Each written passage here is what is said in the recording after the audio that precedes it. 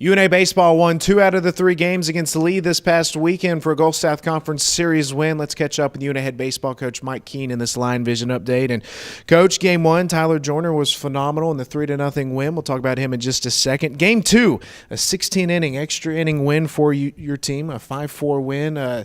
Your pitching staff struck out 23 in the ballgame, setting a Gulf South Conference weekend. But how good was it to see the bullpen come in and really give you opportunities to win the ballgame? Well, Lane Wallace pitched well, and then obviously when the game was tied and we had to come back and get that game to tie it in the 7th on a safety squeeze, and we brought in the bullpen.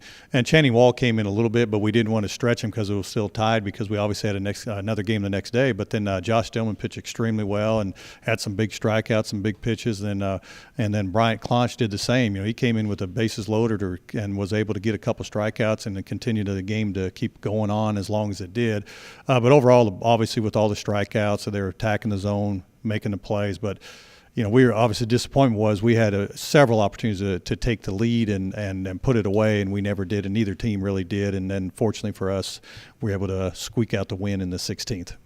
The Lions won 2 out of the 3 ball games played against Lee. And, Coach, you guys took home 2 honors from the conference office this week. It was Tyler Joyner for the 2nd time this season, the 4th time in his career, earning Gulf South Conference Pitcher of the Week honors, a 2-hit complete game shutout. He struck out 11 in the ball game against Lee while walking nobody. We get so used to seeing this from Joyner, but just how dominant was he this weekend? Well, his stuff was really good. I think the big thing is his breaking ball. He has several different speeds on his breaking ball, but his location was extremely well, and like always, he just seems to get stronger as the game goes on, and then all of a sudden you get in the 7th inning, which is so different. Most pitchers kind of get tired in the 4th or 5th. Stuff starts flattening out, and it didn't. So he had another dominating performance, and really we needed that, and obviously Kyle Hubbock that weekend carried the offense and continues to carry the offense, and he just had a tremendous weekend also.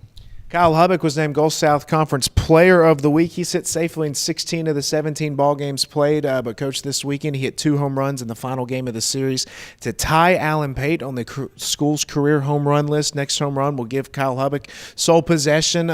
Coach, what can you say about that honor for Kyle? Well, it's a tremendous honor because the people that he's passed, obviously the first one was Josh Willingham, then Alan Pate, and both of them were All-Americans, so that tells you the level of player that he is passing. But, this year Kyle's just done – I think he's done through this last 2 weeks, 3 weeks is just what a great hitter he has been, using the whole ballpark, big hit after big hit. His RBI total is tremendous. He has really – his numbers now are about like some guys have in a season, so hopefully he'll continue to go. But just a great weekend.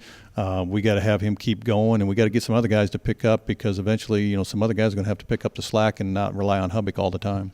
This weekend it's shorter, coming to Mike D. Lane Field for a weekend series. Last thing for you, Coach, what's the scouting report on the Hawks? Well, that's I was just getting a little more information on them. Pitching staff numbers are pretty good.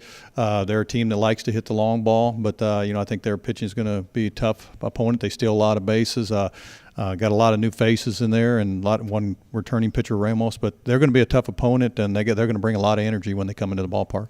3-game series for the Lions this weekend, tentatively scheduled for Saturday and Sunday. It's almost becoming a weekly disclaimer now. Rain moving in. Visit RoarLions.com for official game times. More than likely, the series will be shifted. You can get those updates on social media or on RoarLions.com.